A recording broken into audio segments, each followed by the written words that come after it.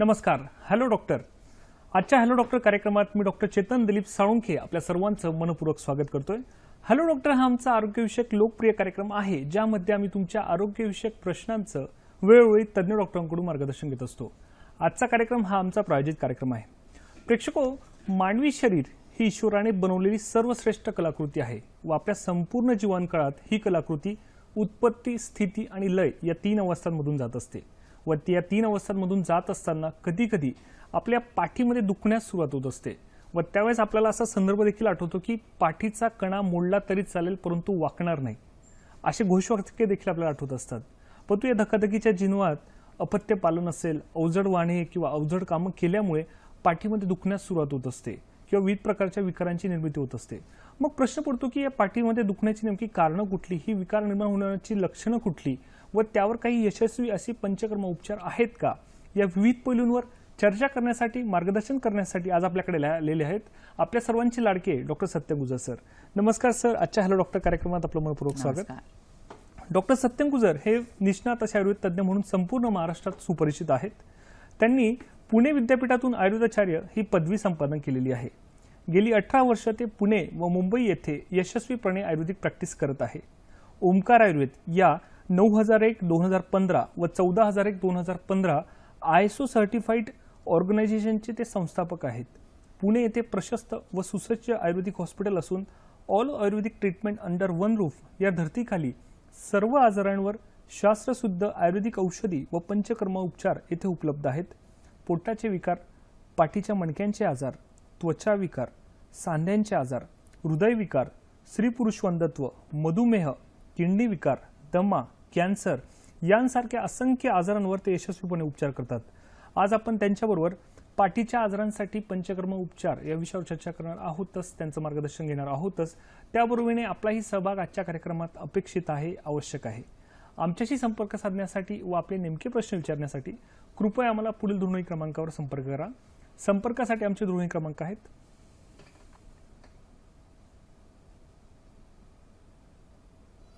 24908050 किंवा 24988050.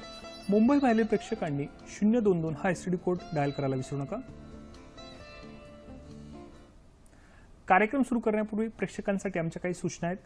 प्रश्न विचारताना कृपया तुमच्या टीव्ही संचाचा आवाज थोडा कमी ठेवा, जेणेकरून तुमचे नेमके प्रश्न आमच्यामध्ये स्पष्ट ऐकू येतील. विषयाच्या अनुषंगाने येणारे प्रश्न आम्हाला तुमच्याकडून अपेक्षित आहे. तसेच कार्यक्रमादरम्यान मी तुम्हाला विविध विषयांवर महत्त्वाची माहिती देखील देणार आहेत. चला तर मग आजच्या चर्चा सुरुवात करूया. सर, पुन्हा एकदा आपलं मनपूर्वक स्वागत. सर, आजच्या विषयाबद्दल आपण काय सांगणार? कसं आहे, सर्दी पडशानंतर कॉमनली दिसणारा आजार म्हणजे पाठदुखी असं आपण म्हणलं तरी चालेल. प्रत्येकाने पाठदुखीचा अनुभव कधी ना कधीतरी घेतलेला असतोच. बऱ्याच वेळ एकाच जागी बसून राहिलं, चुकीच्या पद्धतीने मुवमेंट झाली, एकदम अचानक बसलो असेल आणि एकदम उभे राहिलो, किंवा बराच वेळ गाडीत बसून प्रवास झाला, या कोणत्याही कारणामुळे कोणी ना कोणी कधी ना कधीतरी पाठदुखीचा अनुभव घेतलेला असतोच. पण काय आहे, नेहमी होणारा त्रास पाठदुखीचा आहे ना, होईल बरी, त्याच्यामुळे बऱ्याच वेळेला दुर्लक्ष केलं जातं. पण पाठ कधीतरी जाणवणारी पाठदुखी, फक्त स्नायू आखडल्यामुळे असणारा स्प्रेन पाठदुखी हे लक्षण स्वरूपात असतं. तेल लावून शेकलं वगैरे, आराम केला की त्रास कमी होतो. पण बऱ्याच वेळेला पाठदुखी हे लक्षण कोणत्या तरी मोठ्या आजाराचं लक्षण सुद्धा असू शकतं. त्यामुळे सतत जर पाठदुखीचा त्रास असेल तर त्याच्याकडे दुर्लक्ष न करता आधी त्याचं निश्चित निदान करणं हे खूप महत्वाचं आहे आणि त्यानुसार लगेच उपचार करणं खूप गरजेचं आहे. नाहीतर सतत असणारी पाठदुखी हे पुढे स्पॉन्डिलायटिसमध्ये, स्पॉन्डिलोसिसमध्ये, स्लिप डिस्क, कॉर्ड कॉम्प्रेशन यासारख्या मोठ्या आजारांमध्ये सुद्धा कन्वर्ट होऊ शकते. बऱ्याच वेळेला पाठदुखीचा त्रास नेहमी नसतो, पण कोणता तरी आघात, ऍक्सिडेंट होतो किंवा चुकीच्या पद्धतीने साधं 2 व्हीलरवर पडणं असं साधं कारण होतं आणि त्याच्यानंतर पाठदुखीचा त्रास सुरू होतो. बऱ्याच सिनियर सिटीजन्समध्ये ऑलरेडी झीज झालेली असते मणक्यांची, सांध्यांची, आणि त्याच्यामुळे निमित्त कारण फक्त होतं आणि त्याच्यामुळे पाठ दुखायला सुरुवात होते. केवळ सडनली अचानक चालता चालता जोरात आवाज येतो पाठीमधून आणि एकदम असे पेशंट कोलॅप्स होऊन जातात. चालणं पुढे शक्य होत नाही, कारण त्यावेळेला स्लिप डिस्क झालेली असते, डिस्क पूर्णतः खाली सरकलेली असते आणि त्याच्यामुळे त्रास होत असतो. आता ह्याच्यामध्ये पाठीची रचना कशी आहे, पाठदुखी होण्यामागे नक्की कारण काय आहेत, म्हणजे पाठीच्या रचनेमध्ये विकृती होऊन त्रास आहे, काही कार्यात्मक विकृतीमुळे त्रास आहे, किंवा इतर कोणत्या आजारांचं लक्षण म्हणून पाठदुखी दिसते, या सगळ्यांचा विचार करणं खूप गरजेचं आहे. आणि त्यानुसार मग पंचकर्म उपचार, आयुर्वेदिक शमन चिकित्सा ही होणं गरजेचं आहे. आज आपण पाठदुखीसाठी पंचकर्म उपचार असा स्पेसिफिक विषय घेण्याचं कारण तेच आहे. आयुर्वेदाने कोणत्याही आजारासाठी ज्यावेळेला चिकित्सा किंवा उपचार सांगितलेले आहेत ते दोन पद्धतीने सांगितले जातात. शोधन चिकित्सा म्हणजेच कर्मचिकित्सा, ज्याला आपण बोलीभाषेमध्ये पंचकर्म म्हणतो, आणि दुसरी जी आहे ती शमन चिकित्सा म्हणजे पोटातून घेण्याची औषधं. ज्या वेळेला दोष शरीरात खूप वाढलेले असतात त्यावेळेला शोधन चिकित्सा ही खूप गरजेची असते. रादर आयुर्वेदाने प्रत्येक आजारामध्ये शोधन आणि पंचकर्माने सुरुवात झाली पाहिजे असं सांगितलंय. कारण कोणतेही आजार वात, पित्त, कफ हे 3 दोष वाढल्यामुळे होत असतात. हे दोष ज्या वेळेला वाढतात आणि त्यावेळेला त्याचा धातूंवर परिणाम होतो त्यावेळेला कोणताही आजार व्हायला सुरुवात होत असते. त्यामुळे प्रत्येक आजारामध्ये ज्यावेळेला आपण ट्रीटमेंट करतो त्यावेळेला वाढलेले दोष आधी शरीराच्या बाहेर काढून टाकणं, शरीर शुद्धी करून घेणं, या पद्धतीने ट्रीटमेंटला सुरुवात होणं आवश्यक आहे आणि नंतर शमन चिकित्सा ग्रंथानुसार सांगितले जाते. पण व्यवहारामध्ये सध्या आपण प्रत्येक आजारासाठी लगेच पंचकर्म करतो असं होत नाही. बहुतांश बरेचसे आजार 60-70% हे फक्त शमन चिकित्सेने, पोटातल्या औषधांनी सुद्धा बरे होऊन जातात. पण काही ज्याच्यामध्ये पंचकर्म करणं हे खूप गरजेचं असतं. म्हणजे तो आजार पूर्ण बरा होण्याच्या दृष्टीने पंचकर्म झाले तरच पेशंट त्याच्यातून पूर्ण बाहेर पडू शकतो. आणि पाठीचे जे आजार आहेत, पाठीच्या मणक्यांचे जे आजार आहेत, या आजारांचा ह्याच्यामध्ये समावेश होत असतो. कारण बऱ्याच वेळेला पाठीच्या मणक्यांमध्ये मेकॅनिकल डिफेक्ट दिसतात, रचनात्मक विकृती होत असते, स्नायू आखडले गेलेले असतात, मणक्यांमधली गॅप कमी झालेली असते किंवा मधली डिस्क आहे त्याची झीज झालेली असते. बऱ्याच वेळेला स्लिप डिस्कचा प्रॉब्लेम असतो, म्हणजे जी मधली चकती आहे ती फुगते, खाली सरकते. बऱ्याच वेळेला ऍक्सिडेंट नंतर फ्रॅक्चर्स होतात, मणके तुटतात, खाली सरकतात, त्याचा परिणाम नसांवर होत असतो. आणि अशा वेळेला जर त्रास असा चालू राहिला, नस नेहमीसाठी दबल्या गेल्या, तर पुढे पॅरालिसिस होण्याची पण संभावना असते. सेन्सेशन रुग्णाचं मलमूत्राचं कमी होतं किंवा पायांचं, हातांच्या बोटांची संवेदना कमी होत जाते आणि त्याचं रूपांतर कोणत्या तरी मोठ्या आजारामध्ये होत असतं. कितीतरी पेशंट बऱ्याच वेळेला पाठदुखी सुरू झाली की तात्पुरतं तेल लावून शेकणं किंवा त्याच्यानंतर पेन किलर्स, वेदनाशामक औषधं घेणं, कॅल्शियमची औषधं घेणं, बरेच वर्ष असंच चालू जातं. नंतर त्रास वाढत गेला, मुंग्या वाढत गेल्या हातापायांच्या, की ट्रॅक्शनचा वापर केला जातो, त्यांनीही फरक पडला नाही तर मग हळूहळू नंतर मग ऑपरेशनचा सल्ला दिला जातो. ही एक वेळ अशी येते की दुखणं तर भरपूर आहे, हातापायांना मुंग्या खूप आहेत, संवेदना कमी होत चालल्यात, 4 पावले सुद्धा चालू शकत नाही आणि त्याच्या वेळेला ऑपरेशन करून सुद्धा बऱ्याच वेळेला असं होतं, कितीतरी पेशंट असे असतात ऑपरेशन नंतर सुद्धा लक्षणं तशीच दिसतात. त्यामुळे अशा वेळेला असे आजार जर पूर्ण बरे करायचे असतील तर आपल्याला पंचकर्म हे खूप महत्वाचे आहेत.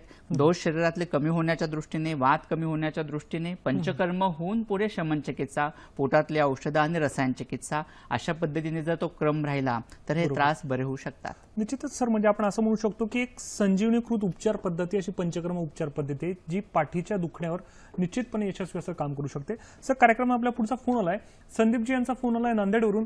नमस्कार संदीपजी, आपला प्रश्न विचारा. हॅलो. नमस्कार सर. नमस्कार सर, माझ्या वडिलांचं वय 55 वर्ष आहे. ओके. आणि ते ऑलरेडी हार्ट पेशंट आहेत. बर बर. तर त्यांना हाताची आणि पाय आणि पाठीच्या कणा दुखण्याची ही आहे प्रॉब्लेम आहे. बर. तर त्यासाठी काय उपचार करता येईल? ओके. आता त्रास काय होतो त्यांना? आणि जो डावा हात आहे तो खूप दुखतोय आणि त्याबरोबर मुंग्या येतात, पण त्यांना प्रॉब्लेम आहे. मुंग्या येणं, बधिरपणा वगैरे जाणवतो का? काय म्हणलं? मुंग्या येणं, बधिरता जाणवते का? हो हो. ठीक आहे. निश्चितच सर, या प्रश्नाचं उत्तर सर काय सांगणार? सर्वसामान्य रुग्णांमध्ये दिसणारी लक्षणं आहेत त्याबद्दल काय सांगता येईल? कसं आहे, 40-50 नंतर ज्या वेळेला त्रास खूप वाढत जातो, 40 नंतर वात शरीरात खूप वाढत असतो. वात जितका वाढेल तशी मणक्यांची झीज व्हायला सुरुवात होते. आता त्यांचं वय 55 वर्ष आहे, त्यामुळे स्वाभाविक आहे सांध्यांची जशी झीज होते तशी पाठीच्या मणक्यांची पण झीज झालेली असते. मणक्यांची झीज झाली असल्यामुळे म्हणजे मणक्यांची झीज होते म्हणजे मणके ज्या सांध्यांनी एकमेकांना जोडले त्या सांध्यांची झीज होते आणि मणके एकमेकांच्या जवळ आल्यामुळे मधली गादी दबली जाते, खाली सरकते. त्यांचा आत्ताचा प्रॉब्लेम तोच आहे. सर्व्हायकल स्पॉन्डिलोसिस नावाचा जो आजार आहे तो त्यांना आता झालेली असण्याची शक्यता आहे. मन्यागत वात असं आयुर्वेदाने त्याचं वर्णन केलेलं आहे. आणि त्याच्यामुळे जो काही दाब पडतोय चकतीवर आणि चकती खाली सरकल्यामुळे नस दबली जाते, डाव्या हाताकडे जाणारी नस दबली गेल्यामुळे डावा हात दुखणं असा प्रकार जाणवतोय. याच्यामध्ये नस्य चिकित्सा पंचकर्मातला एक भाग आहे. मानेशी संबंधित जे काही आजार असतात त्याच्यामुळे जे काही दुखणं आहे ते कमी होण्यासाठी नस्याचा उपयोग अतिशय चांगल्या पद्धतीने होत असतो. त्याचप्रमाणे एक पिंडस्वेद नावाचा प्रकार असतो, भाताच्या शेकाचा प्रकार असतो, त्याचे सुद्धा रिझल्ट अतिशय चांगल्या पद्धतीने होत असतात. मन्या बस्ती नावाचं एक पंचकर्म आहे, तेही अतिशय उपयोगी आहे. बऱ्याच पेशंटमध्ये नस्य चिकित्सा, ज्यावेळेला सर्वायकल स्पॉन्डिलोसिसचा त्रास असतो, मानेच्या मणक्यांची झीज असते, त्यावेळेला आपलं डिंक जे आहे त्या डिंकानी जर खोबरेल तेल उकळून घेतलं आणि तेल 2-2 थेंब रोज रात्री झोपताना दोन्ही नागपुडीत टाकलं तर मानेच्या मणक्यांची झीज पुढे जास्त प्रमाणात होत नाही आणि ती झीज भरून यायला पण मदत होत असते. त्याचा पण उपयोग त्यांना चांगला होईल. आणि या सर्व गोष्टी करून सुद्धा जर त्रास कमी झाला नाही तर प्रॉपर आयुर्वेदिक डॉक्टरांना दाखवून पुढे ट्रीटमेंट घेणं गरजेचं आहे. निश्चितच संदीपजी सरांनी सांगितल्याप्रमाणे योग्य उपचार पद्धती जर करून घेतल्या निश्चितच त्याचा चांगला फायदा होऊ शकतो. सर, माझा पुढचा प्रश्न आहे की नेमकी पाठीची रचना जी असते ती रचना नेमकी कशी असते आणि पाठदुखीची नेमकी कारणं कुठली, त्याबद्दल आमच्या प्रेक्षकांना काय सांगणार? पाठीचा विचार करताना पाठ आणि अस्थी यांचा आश्रयाशी संबंध आहे, ही गोष्ट खूप वेळेला लक्षात ठेवणं गरजेचं आहे. बऱ्याच वेळेला जनरली आपल्याला पाठीच्या मणक्यांबद्दल सर्व गोष्टी माहिती असतात, पण हाडांचा, वाताचा आणि मणक्यांचा असणारा संबंध बऱ्याच वेळेला लक्षात येत नाही. आणि त्याच वेळेला ज्या वेळेला पचनसंस्थेवर परिणाम होतो त्याचा हळूहळू परिणाम हा वातावर व्हायला सुरुवात होते, पुरुषधरा कलावर व्हायला सुरुवात होते. पुरुषधरा कला अफेक्ट झाली की अस्थिधरा कलाही अफेक्ट व्हायला सुरुवात होते. त्यामुळे अस्थि हाडं तयार होण्याचं काम व्यवस्थित होत नाही आणि त्याचा परिणाम हळूहळू सांध्यांवर, मणक्यांवर व्हायला पण सुरुवात होत असते. त्याच्यामुळे पाठीच्या मणक्यांचा आजाराचा विचार करत असताना ह्या गोष्टीचा विचार करणं सुद्धा गरजेचं आहे. पाठीचा मणका हा एक 33 मणक्यांची माळ असते.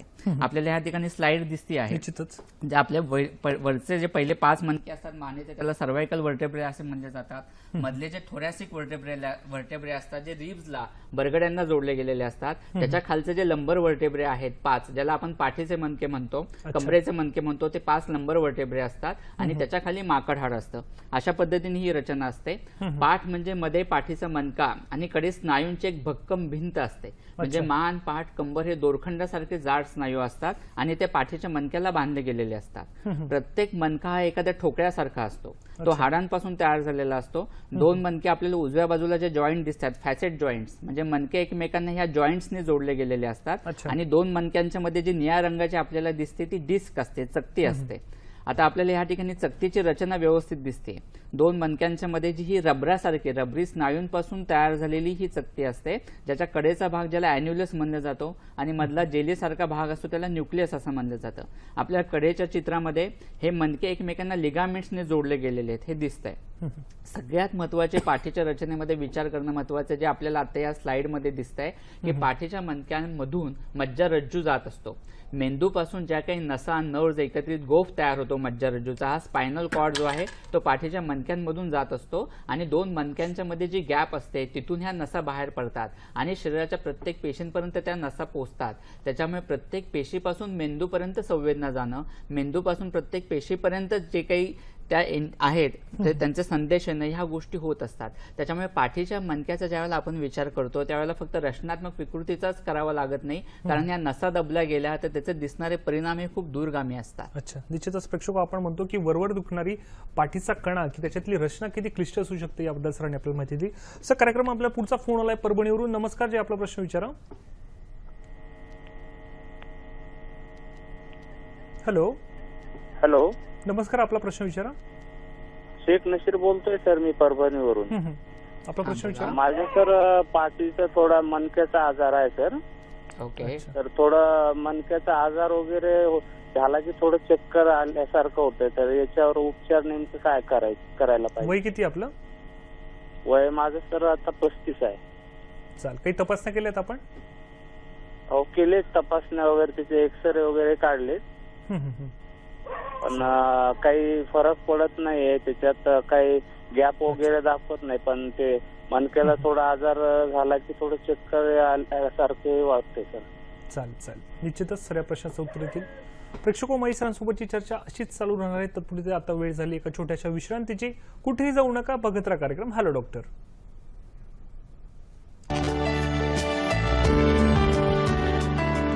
प्रेक्षको, मला माहिती आहे तुम्हाला देखील आजच्या दरम्यानचे बरेच प्रश्न विचारायचे असतील. माझी देखील सरांसोबतची चर्चा अशीच चालू राहणार आहे. परंतु तुम्हाला माहिती आहे का, दूध, मिल्क आपल्या शरीरासाठी किती महत्त्वपूर्ण आहे? दुधामध्ये मुख्यतः व्हिटॅमिन, प्रोटीन्स, कार्बोहायड्रेट्स बऱ्याच मात्रेत असतात. त्यामुळे एक पुष्टीवर्धक, प्रोटीनयुक्त असल्यामुळे शरीरासाठी खूप महत्त्वाचं म्हणून गणलं जातं. त्यामुळे सगळ्यांनीच नियमित दुधाचं सेवन केलं तितकंच चांगलं ठरतं. सर, पुन्हा एकदा आपलं मनपूर्वक स्वागत. ब्रेकमध्ये जाण्यापूर्वी आपल्याला नासिर सरांचा फोन आला. आता वय वर्ष 35 आहे आणि कंटिन्यूस पाठदुखीचा त्रास होतोय. त्यांना काय सांगणार सर? ज्या वेळेला एवढ्या कमी वयामध्ये पाठदुखीचा त्रास होत असतो त्यावेळेला बऱ्याच वेळेला पाठीच्या मणक्यांची झीज झालेली असते अशी गोष्ट नाहीये. बऱ्याच वेळेला एकाच जागी बसून काम असणं, त्याच्यामुळे स्नायू आखडले जाणं, मान, पाठ, कंबर ह्याचे स्नायू हे दोरखंडासारखे जाड असल्यामुळे स्वाभाविक ते आखडले गेले की त्याच्या मणक्यांवर ताण पडतो आणि त्याच्यामुळे दुखणं हा प्रकार जाणवतो. पाठदुखी हे लक्षण कॉमनली दिसत असतं. किंवा बऱ्याच कमी वयामध्ये येणारी ही जी मुलं असतात किंवा जितक्या तरुणांमध्ये हा त्रास होत असतो त्यावेळेला रचनात्मक विकृती पाठीच्या बाबतीत काहीच नसते. एक्सरे, MRI हे नॉर्मल येतात, पण तरी पाठदुखीचा त्रास होत असतो. इतर आजारांशी संबंधित कोणती पाठदुखी नाही ना हे त्याच्यामध्ये बघून घेणं गरजेचं आहे. फक्त स्नायू आखडल्यामुळे जर तुमची पाठदुखी असेल तर तेल लावून शेकून घेतलं तर तो त्रास नक्कीच कमी व्हायला मदत होईल. निश्चितच नासिर सरांनी सांगितल्याप्रमाणे जर काही थोडक्यात असा घरगुती उपचार केला आणि योग्य असं आयुर्वेदचार्यांचं जर मार्गदर्शन घेतलं निश्चितच चांगला फायदा होऊ शकतो. सर, ब्रेकमध्ये जाण्यापूर्वी आपण पाठदुखीची कारणं बघत होतो, त्याबद्दल आमच्या प्रेक्षकांना काय सांगणार? पाठदुखीच्या कारणांचा विचार हा 3 पद्धतीने होणं खूप महत्वाचं आहे. म्हणजे ज्यावेळेला प्रत्यक्ष पाठीच्या रचनेमध्ये बदल होतात, पाठीशी संबंधित विकृती असतात, त्याच्यामुळे होणारी पाठदुखी.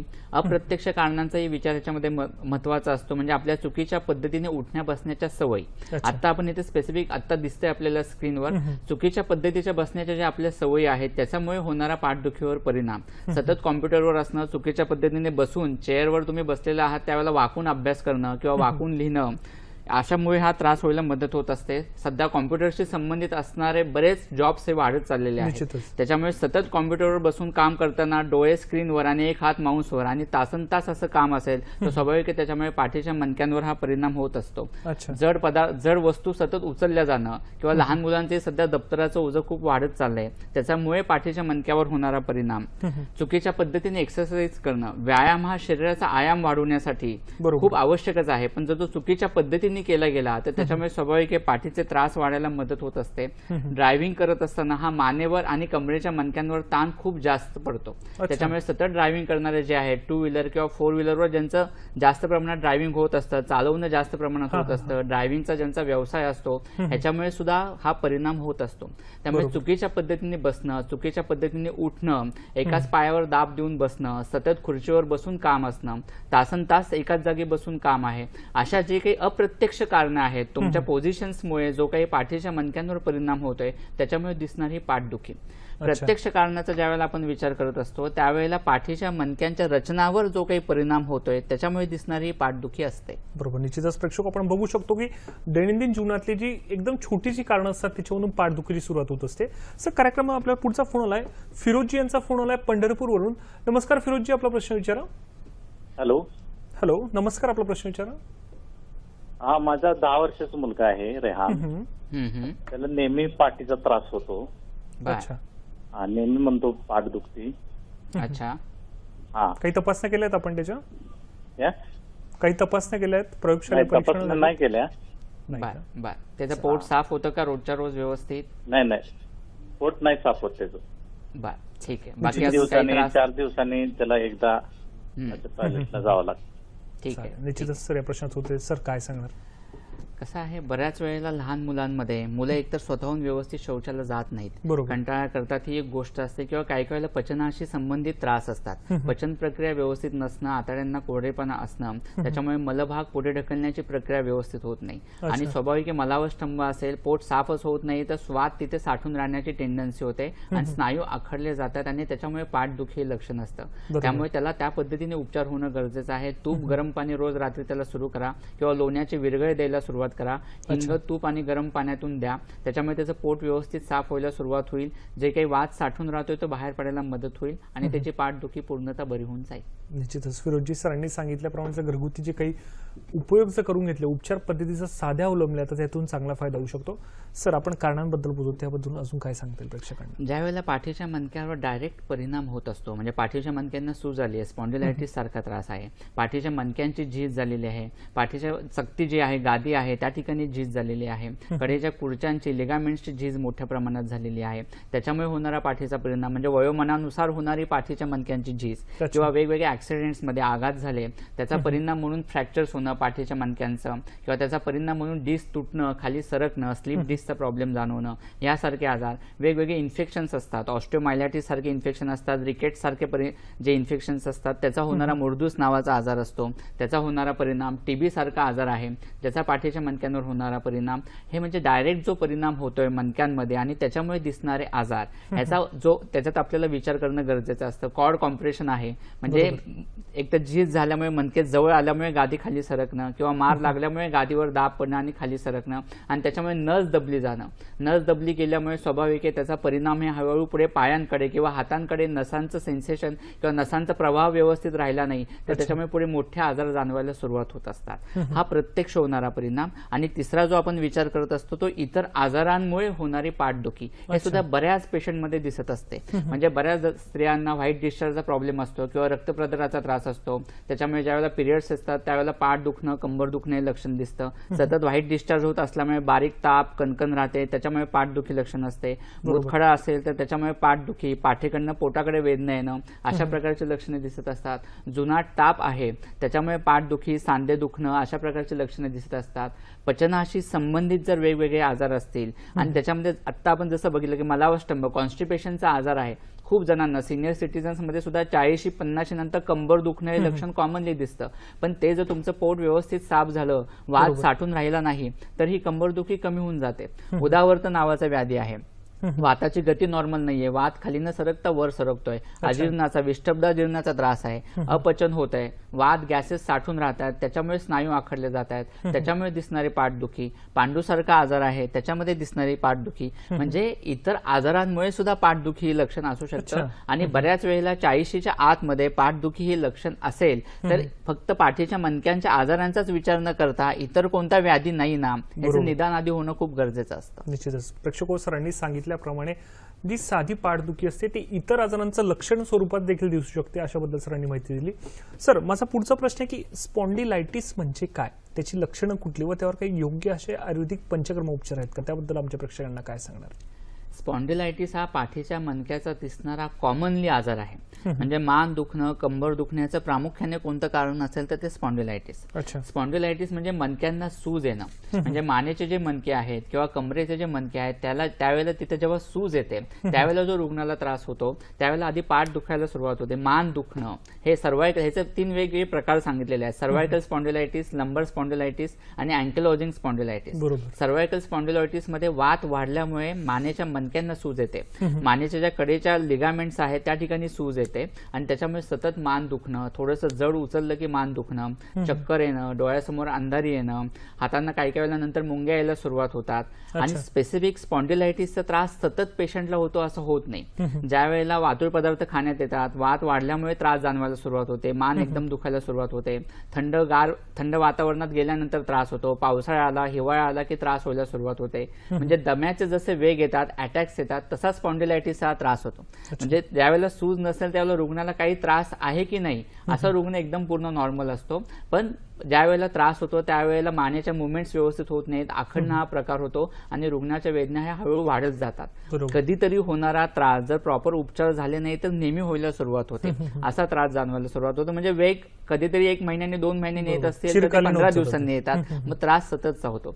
ते जर लंबर स्पॉन्डिलायटिस असेल म्हणजे कमरेशी संबंधित मणक्यांना जर सूज आली, वात वाढला, सूज आली, स्नायू आखडले गेले की तिथल्या मुवमेंट्स व्यवस्थित होत नाहीत, मग वाकण्याची प्रक्रिया व्यवस्थित होत नाही, उठता बसताना त्रास खूप होतो, लोअर बॅक, मागचा पाठीचा खालचा भाग हे दुखायला लागतो आणि हाच त्रास वाढत गेला तर मग हळूहळू पायांना मुंग्या येणं, चालताना त्रास होणं अशी लक्षणं दिसायला लागतात. हे कॉमनली दिसणारे जे 2 आजार आहेत स्पॉन्डिलायटिस. आता हा स्पॉन्डिलायटिस पुढे वाढत जाऊ नये म्हणून आपल्याला त्या मूळ कारणाचा विचार होणं खूप गरजेचं आहे. आयुर्वेदाने सगळे मणक्याचे विकार होत असतात ते वातामुळे, वात दोष वाढल्यामुळे त्याचा होणारा मणक्यांवर परिणाम, वातामुळे ती सूज येत असते, वातामुळे स्नायू आखडले जात असतात आणि त्याच्यामुळे हे दुखणं जाणवत असतं. त्या दृष्टीने आपल्याला पंचकर्म उपचार हे खूप महत्वाचे आहेत. पंचकर्म उपचार म्हणूनच केले जातात, ती शोधन चिकित्सा आहे. वाढलेले दोष कमी होण्यासाठी पंचकर्मासारखं उत्तम काहीही नाही. तो वात बाहेर काढण्याच्या दृष्टीने बस्ती खूप खूप उपयोगी आहेत.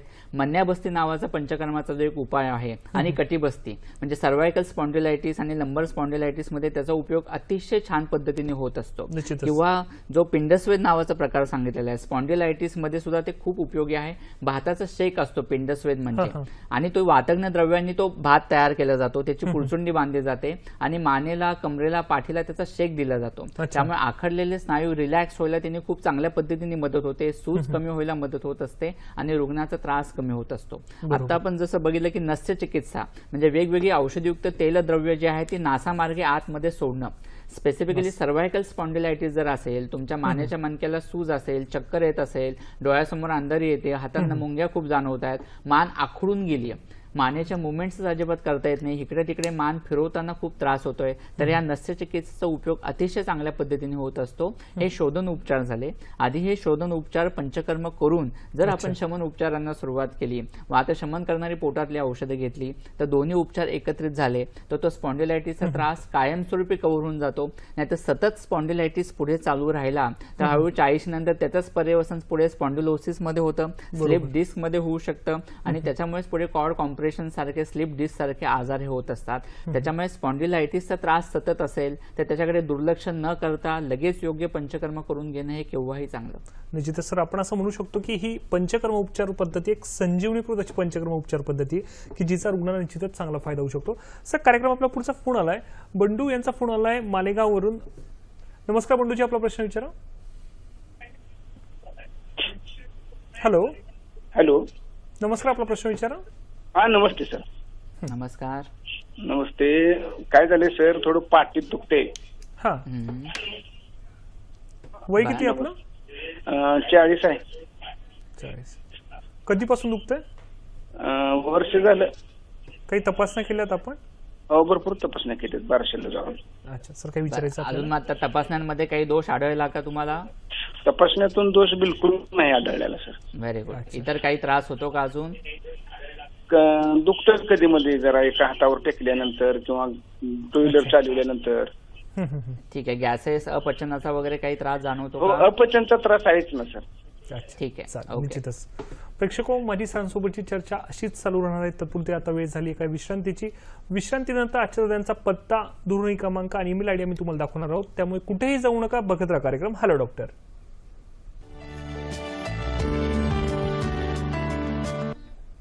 सर, ब्रेकमध्ये जाण्यापूर्वी आपल्याला बंडूजी यांचा फोन आला होता की वय वर्ष 40 आहे, 1 वर्षापासून नियमित पाठदुखी आहेत, त्यांना काय मार्गदर्शन करणार?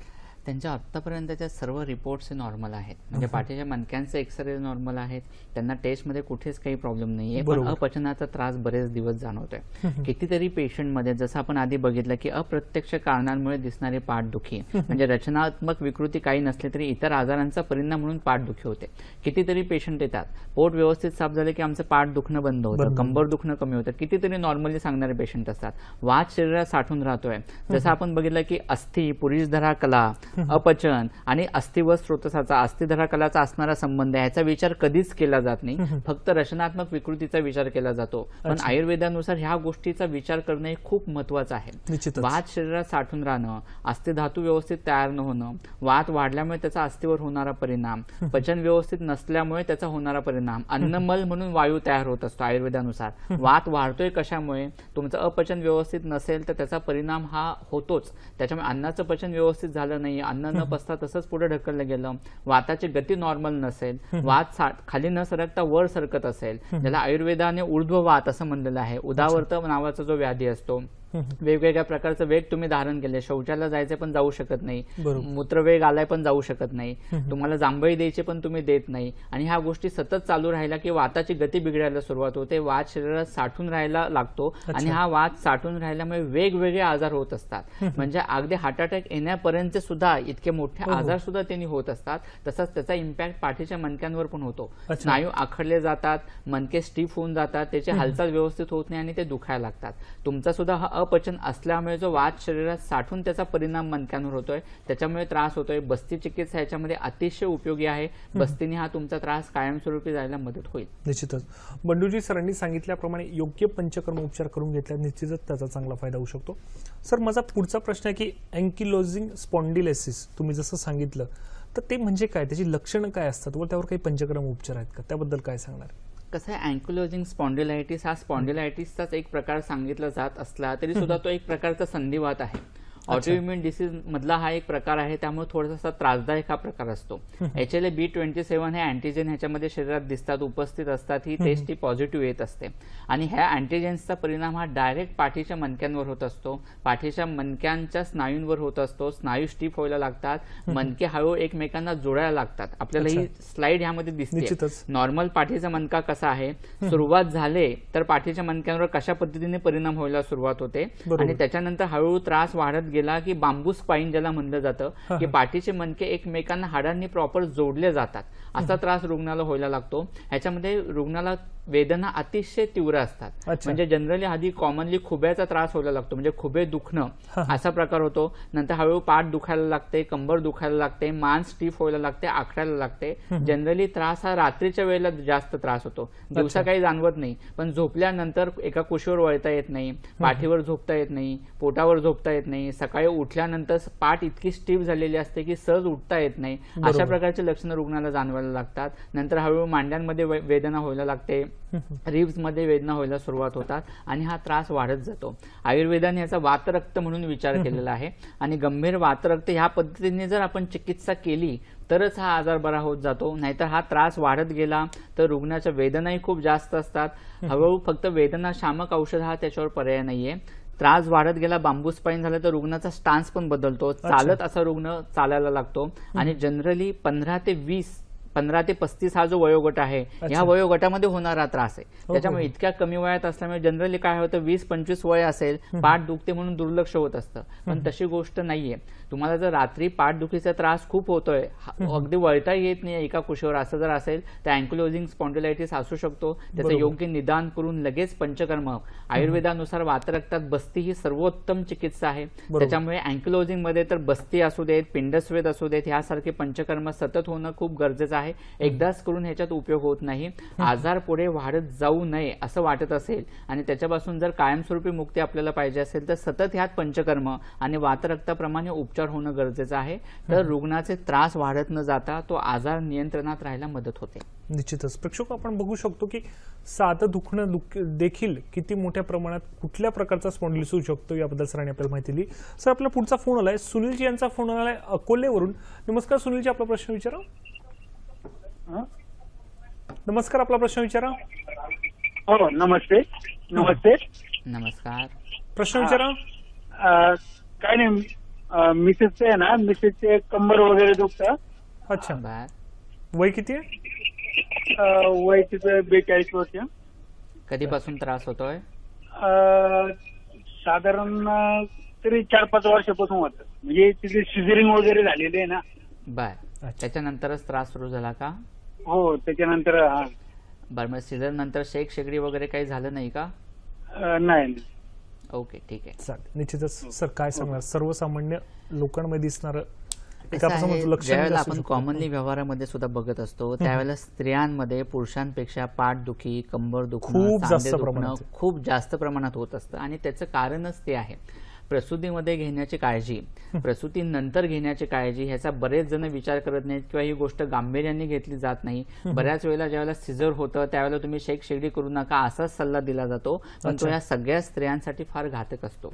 सिझर झाल्यानंतर ही सुतिका परिचर्या ज्याला आयुर्वेदाने म्हणलेलं आहे, प्रसूतीनंतरचे पहिले 45 दिवस हे खूप महत्वाचे असतात. त्याच्यामुळे तुमचा आहार कसा असावा, गार पाण्यात हात घालू नये, बाहेर गार वाऱ्यात जाऊ नये. जुना असं अंधारी खोली असायची सेपरेट प्रसूती झाल्यानंतर त्या बाळंतिणीची, पण आता अशी गोष्ट होत नाही. प्रसूती झाल्यानंतर 10व्या दिवशी मुली जॉबला जातात, अशी परिस्थिती असते. आणि जर तुमची शेगडी झाली नाही तो वात हा शरीरात साठायला लागतो. गर्भाशय फक्त 10 सेंटीमीटर असतं. बाळ जसं वाढत जातं ते तशी 30 सेंटीमीटर पर्यंत गर्भाशय वाढतं आणि स्वाभाविक डिलिव्हरी झाल्यानंतर बाळ बाहेर आलं की गर्भाशय एवढं वाढलेलं जे आहे ते एकदम लगेच नॉर्मल पोझिशन मध्ये येत नाही. ते नॉर्मल पोझिशन मध्ये येण्यासाठीच 45 दिवस लागतात. म्हणून तर ती शेगडी सांगितली, कारण जिथं पोकळी निर्माण झाली तिथं वात साठणार. स्वाभाविक आहे, बाळ बाहेर आल्यानंतर ती गर्भाशयात जी पोकळी झालेली आहे तो वात तिला त्रास देऊ नये, तो वात बाहेर पडावा म्हणूनच ही सुतिका परिचर्या असते. स्त्रियांमध्ये जनरली ह्या गोष्टी पाहिल्या जात नाहीत. पिरियड्स येतात त्यावेळेला जी रजस्वला परिचर्या पाहिली जायच्या, पिरियड्स मध्ये जो आहार पाहिजे, जसा विहार पाहिजे तसा सध्या होत नाही. प्रेग्नन्सीमध्ये काळजी घेतली जात नाही, त्याच्यानंतरच्या गोष्टी केल्या जात नाहीत. त्यामुळे बऱ्याच स्त्रियांमध्ये पाठदुखी, कंबरदुखी हे कॉमनली दिसत असतं. त्यांचं पण तेच कारण आहे, प्रसूतीगत वात पुढे 40 नंतर स्त्रियांना जास्त त्रास देत असतो. त्यावेळेला साठून राहिलेला वात, ओलावा हा जास्त त्रास होतो. मणक्यांची, सांध्यांची झीज जास्त होत असते आणि त्याच्यामुळे ह्याच्यामध्ये तो वात साठून राहिलेला बाहेर काढून टाकण्यासाठी बस्तीसारखं उत्तम काही नाही. त्यामुळे बस्ती त्यांना सुरू करा. प्रताप लंकेश्वर रस म्हणून एक औषध तुम्हाला मिळेल, ते सकाळ संध्याकाळी सुरू करा. दशमूलारिष्ट म्हणून औषध आहे, त्याचा उपयोग अतिशय चांगला होतो आणि हे देऊन सुद्धा फरक पडला नाही तर प्रॉपर ट्रीटमेंट आयुर्वेदिक करून घ्या, जेणेकरून ते ह्याच्यातून पूर्ण बाहेर पडते. निश्चितच सुनील सरांनी सांगितल्याप्रमाणे औषधांचं अनुक्रमण करून घेतल्या निश्चितच त्याचा चांगला फायदा होईल. सर, माझा पुढचा प्रश्न आहे की स्पॉन्डिलोसिस म्हणजे काय, त्याची लक्षणं व त्यावर काही पंचकर्म उपचार आहेत का? कसं आहे, बऱ्याच वेळेला स्पॉन्डिलायटिस आणि स्पॉन्डिलोसिस हे याच्यात एकच गफलत आजार होत आहेत, असते. असे गफलत होते बऱ्याच वेळेला. पण स्पॉन्डिलायटिस म्हणजे फक्त सूज असते. स्पॉन्डिलोसिस म्हणजे झीज असणं, मणक्यांची झीज असणं, मणके ज्या सांध्यांनी जोडले जातात त्याची झीज होणं म्हणजे स्पॉन्डिलोसिस. 40 नंतरचे होणारे जे मणक्यांशी संबंधित आजार असतात किंवा मणक्यांचा त्रास असतो ते जनरली स्पॉन्डिलॉयटिक चेंजेस असतात. वात वाढल्यामुळे मणक्यांची झीज मोठ्या प्रमाणात होत असणं, याच्यामध्ये मग सर्वायकल, मानेच्या मणक्यांची झीज होणं, कमरेच्या मणक्यांची झीज होणं, लंबर स्पॉन्डिलोसिस. आता आपल्याला ह्या ठिकाणी स्लाइड दिसते, त्याच्यामध्ये आपल्याला हे बदल लक्षात येईल की नॉर्मल पाठीचा मणका जो आपल्याला वरच्या चौकोनात दिसतोय वरच्या चित्रामध्ये आणि खालच्या जो चित्रामध्ये दिसतोय ते सर्वायकल स्पॉन्डिलोसिस मध्ये जे बदल होतात की झीज मणक्यांची झाली, ते मणक्यांची झीज झाल्यानंतर मणके एकमेकांच्या जवळ येतात, मग मधली डिस्क दबली जाते आणि ती मग बल्जिंग डिस्क खाली पसरते, बोनी स्पर्स दिसतात ज्याला ऑस्टिओफाइट्स दिसतात. हे जे आहे ते तुमची मणक्यांची झीज होत असलेली ही लक्षणं आहेत. मग स्पॉन्डिलोसिस मध्ये हळूहळू ते पाठदुखी, कंबरदुखी अशी लक्षणं दिसायला सुरुवात होतात. अशा रुग्णांमध्ये 4 पावलं टाकले, 4 पावलं चाललं तरी सुद्धा पाय भरून येतात, कंबर दुखायला लागते, थोडं चाललं तरी मुंग्या येणं, बधीरपणा अशा प्रकारची लक्षणं जाणवायला लागतात. काही काही वेळेला ह्याचाच परिणाम हळूहळू जर L5S1 ह्या मणक्यांवर झाला तर त्याचं परिवर्तन पुढे सायटिकामध्ये होत असतं. मग थोडंसं चालायचं म्हणलं तरी रुग्णाला वेदना खूप जास्त प्रमाणात जाणवत असतात. रुग्ण एकच पाय खाली टेकून चालायला लागतो, असा प्रकार होतो. मानेचा जर स्पॉन्डिलोसिस असेल तर चक्कर जास्त प्रमाणात येणं, हातांना मुंग्या जास्त प्रमाणात येणं, त्या ठिकाणी सूज येणं, अशा प्रकारची लक्षणं दिसायला सुरुवात होत असतात. आणि बऱ्याच वेळेला स्पॉन्डिलोसिस किंवा झीज असल्यामुळेच तुम्हाला पुढे स्लिप डिस्कचा त्रास होत असतो किंवा डिस्क सरकणं, डिस्क बल्ज होणं, अशा प्रकारची लक्षणं त्याच्यामध्ये दिसत असतात. निश्चितच म्हणजे आपण बघू शकतो की प्रेक्षक की पाठदुखीतली कुठल्या लक्षणामुळे कुठला आजार होऊ शकतो व त्यावर कशा प्रकारे योग्य पंचकर्म उपचाराचा फायदा होतो याबद्दल सरांनी आपल्याला माहिती दिली. सर, माझा पुढचा प्रश्न की या उत्तर अनुसरून माझा पुढचा प्रश्न की तुम्ही म्हटलात की गादी सरकणे, डिस्क सरकणे किंवा सायटिका म्हणजे काय व त्यावर काही उपचार पद्धती आणि लक्षणं आहेत का, त्याबद्दल काय सांगणार सर? बरेच वर्ष झीज होते, तुमच्या मणक्यांची झीज जास्त प्रमाणात होत असेल, त्यामुळे स्वाभाविक मणके झिजले गेले, मणक्यांमधलं अंतर कमी झालं की मधली गादी ही सरकणार किंवा त्याच्यावर दाब पडणार. आता आपल्याला ह्या ठिकाणी स्लाइड्स दिसत आहेत काही वेगवेगळ्या, त्याच्यामध्ये आपल्याला स्पॉन्डिलोसिसचे चेंजेस आपण बघितले. स्पॉन्डिलोलिस्थेसिस नावाचा हा एक प्रकार आहे ज्याच्यामध्ये मणका एकमेकांवर सरकला जातो. सायटिका आता जे तुम्ही म्हणलात, ज्या वेळेला L4, L5 आणि S1 ह्या 2 मणक्यांमधली गॅप कमी होत असते आणि ह्या 2 मणक्यांमधली गॅप कमी झाल्यामुळे मधली नस ज्या वेळेला दबली जाते ज्याला सायटिक नर्व असं म्हणलं जातं. हे सायटिक नर्व दबली गेल्यामुळे जी लक्षणं दिसतात त्याला सायटिका असं म्हणलं जातं. आता आपल्याला ही जी स्लाइड दिसते, वरच्या बाजूला आपल्याला नॉर्मल डिस्क दिसते, त्याच्यानंतर खाली जी आहे ते डिजनरेटेड डिस्क म्हणजे झीज झाल्यानंतर डिस्क मध्ये, गादीमध्ये कसे बदल होतात. डिस्क सतत दबली गेली, गादी दबली गेली तर हळूहळू ती डिस्क फुगते, खाली सरकते, ज्याला बल्जिंग डिस्क असं म्हणलं जातं. आणि तोच दाब सतत चालू राहिला, झीज जास्त प्रमाणात होत राहिली तर ते डिस्क पूर्णतः हार्निएटेड होते, म्हणजे खाली सरकते, ज्याला स्लिप डिस्क असं म्हणलं जातं. सायटिका जे आजार असतात त्याच्यामध्ये 80% पेशंटमध्ये स्लिप डिस्क असणं म्हणजे L5 आणि S1 याच्यामधली डिस्क खाली सरकून नस दबली जाणं, सायटिक नर्व दबली जाणं असा त्रास होतो आणि गृध्रसीवत म्हणजे एखाद्या गिधाडाप्रमाणे त्याची चाल होते, अशा प्रकारची लक्षणं दिसतात. वेदना अतिशय जास्त प्रमाणात असतात, तो रुग्ण चालू शकत नाही आणि तो वेदना सहन पण करू शकत नाही. बऱ्याच वेळेला अशा वेळेला ऑपरेशनचा सल्ला दिला जातो, पण ऑपरेशन न करता सुद्धा स्लिप डिस्क मध्ये असू देत किंवा सायटिकामध्ये असू देत किंवा पुढे कॉर्ड कॉम्प्रेशन मध्ये असू देत, जर योग्य पंचकर्म उपचार आपण लगेच केले तर ऑपरेशनची वेळ न येता तो त्रास टाळायला मदत होऊ शकत असते. सर, कार्यक्रम आपला पुढचा फोन आलाय, दीपकजी यांचा फोन आलाय ठाण्यावरून. नमस्कार दीपकजी, आपला प्रश्न विचारा. हॅलो. हा, नमस्कार डॉक्टर. नमस्कार, आपला प्रश्न विचारा. माझी मिसेस आहे दीपक, मी दीपक बोलतोय. माझी मिसेस पल्लवी लोकते. अच्छा. त्यांची मानेपासून उजवा हात एकदम मनगटापर्यंत ना खूप हा. कळ येते. काल आम्ही ओके. डॉक्टरांच्या इथे गेलेलो ओपिनियन साठी, तर ते म्हणाले कदाचित नस दबलेली असेल अच्छा. मानेची, आणि डोक्यात खूप असं त्यांच्या दुखतं, नंतर वेदना होतात हळूहळू ना, असे मानेपासून वरती अशा अच्छा. वेदना डोक्यापर्यंत येतात. ओके. एक आणि पोटात नंतर मळमळ चालू होते. Bye bye. चालेल चालेल चालेल. ठीक. निश्चितच सगळ्या एवढाच प्रश्नाचं उत्तर प्रश्न येतील. आहे. त्यासाठी आपल्याला सल्ला हवा. निश्चितच ठीक आहे. निश्चित. प्रेक्षको, माई सरांसोबतची चर्चा अशीच चालू राहणार आहे. तत्पूर्वी आता वेळ झाली एका छोट्याशा विश्रांतीची. कुठेही जाऊ नका, बघत राहा कार्यक्रम हॅलो डॉक्टर. प्रेक्षको, आता पाहू पुढील हॅलो डॉक्टरचे कार्यक्रम कोणते आहेत ते. उद्या पुढील हॅलो डॉक्टरांचे कार्यक्रम आमचे अशा प्रकारे आहेत.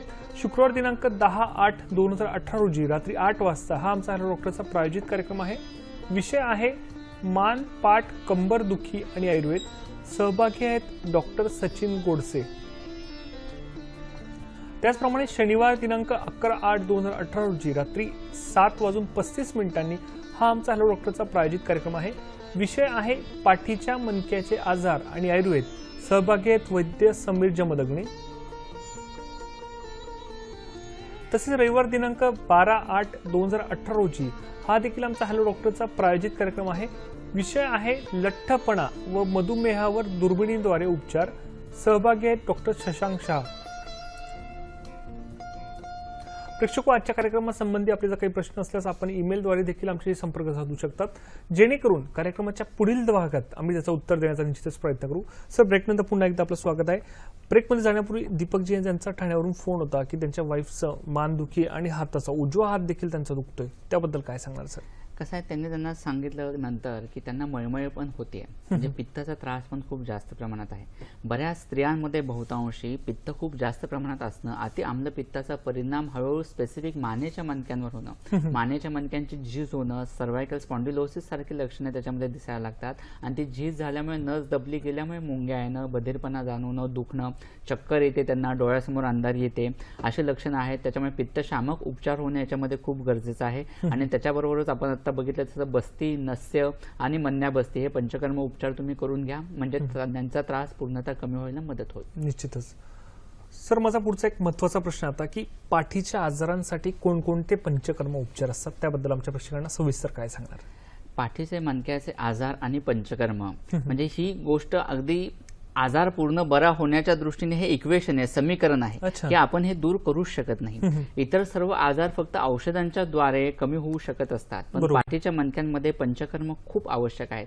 कितीतरी पेशंट बेड रिडन असणारे असतात, म्हणजे ऍक्सिडेंट झालेले आहेत, फ्रॅक्चर झालेले आहेत, त्याच्यामुळे नस कट झाली आहे, खाली पॅरालाइज झालेलं आहे, चालताच येत नाही, झोपून राहिलेले आहेत. बरोबर. अशा पेशंटमध्ये सुद्धा जर पंचकर्म उपचार झाले तर त्यांच्यात रिझल्ट मिळू शकतात.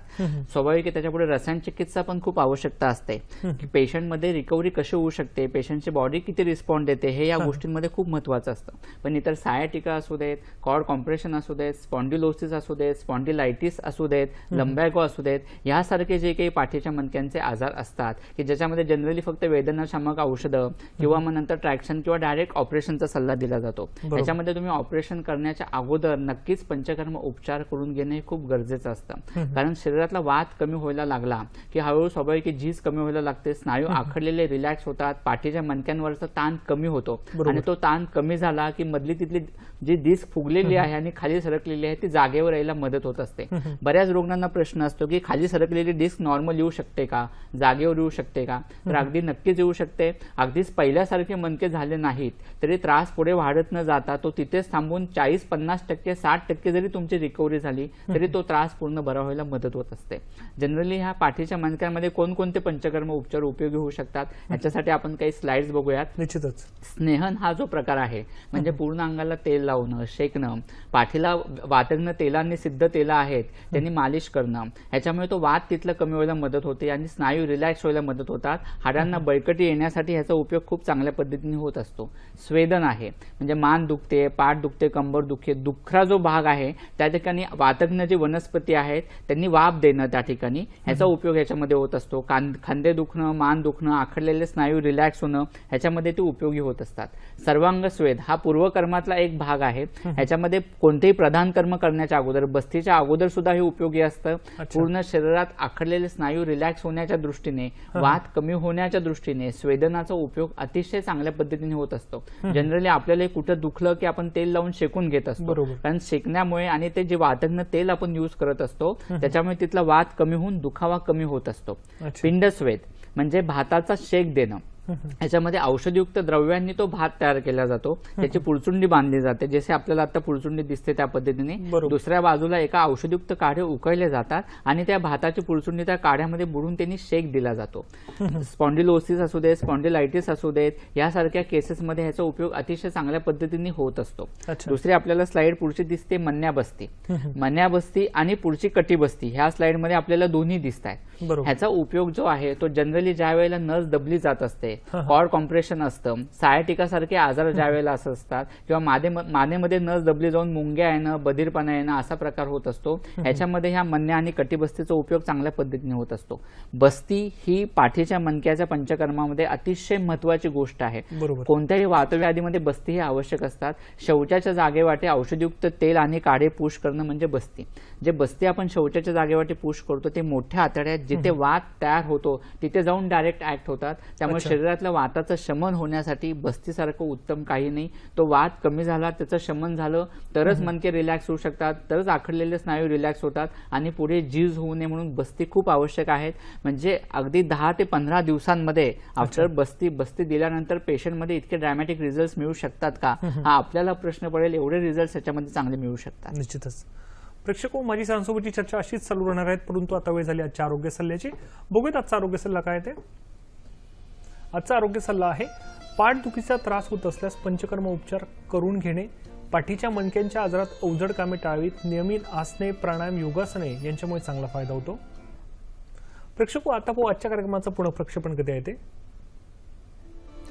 आजचा आमचा हॅलो डॉक्टरचा प्रायोजित कार्यक्रम होता व त्याचं पुनःप्रक्षेपण हे बुधवार दिनांक 15/8/2018 रोजी सकाळी 11:30 वाजता आहे. विषय आहे पाठीच्या आजारांसाठी पंचकर्म उपचार. प्रेक्षको, आजचा कार्यक्रम तुम्हाला कसा वाटला हे देखील आम्हाला जाणून घ्यायची इच्छा आहे. तसेच ज्या डॉक्टरांना आमच्या हॅलो डॉक्टर कार्यक्रमात प्रायोजित कार्यक्रम करायचा असल्यास कृपया त्यांनी आमचा पत्ता नोंदवून घ्यावा. संपर्कासाठी आमचा पत्ता आहे निर्माता हॅलो डॉक्टर, दूरदर्शन केंद्र, वरळी, मुंबई 400030. ईमेल आयडी आहे hellodoctor@ddkmumbai@gmail.com. तसेच आमचं फेसबुक आणि यूट्यूब पेज देखील आहे. सर, पंचकर्म उपचारांबद्दल अजून काय सांगता येईल थोडक्यात? आता आपण बस्ती चिकित्सा बघितली. सर्व प्रकारच्या पाठीच्या मणक्यांच्या आजारांसाठी बस्ती खूप महत्वाचे आहेत. बऱ्याच वेळेला असं होतं की असे पेशंट रुग्ण येत असतात की आम्ही पंचकर्म अगोदर करून घेतले पण आम्हाला पाहिजे तसे रिझल्ट अजून मिळाले नाहीत किंवा आमचा त्रास कमी झालेला नाही. कसं असतं, एक तर तुमचं निदान कोणतीही गोष्ट होणं महत्वाची आहे, तुमची प्रकृती कोणती आहे त्याप्रमाणे औषधं वापरलं जाणं महत्वाचं आहे. जसं पोटातल्या घेणाऱ्या औषधांमध्ये लाखो प्रकार असतात, तसं बस्ती म्हणजे शौचाच्या जागेवाटी औषधं पुश करणं ही प्रोसेस आहे. पण त्याच्यामध्ये औषधं काय वापरली जायचे ह्या गोष्टीला महत्व आहे. त्यामुळे योग्य अवस्थेमध्ये योग्य निदान करून जर पंचकर्म उपचार झाले तर त्यावेळेला रिझल्ट नक्कीच चांगले असतात. त्याच्यामध्ये घाबरण्याची काहीच प्रश्न येत नाही. बऱ्याच वेळेला असं होतं की कोणाचं तरी IQ असतं की पंचकर्मानंतर असा त्रास झाला किंवा असं होतं, पण तशी गोष्ट नाहीये. त्याच्यामध्ये योग्य जेन्युनली शास्त्रोक्त पंचकर्म होणं ही गोष्ट फक्त महत्वाची आहे.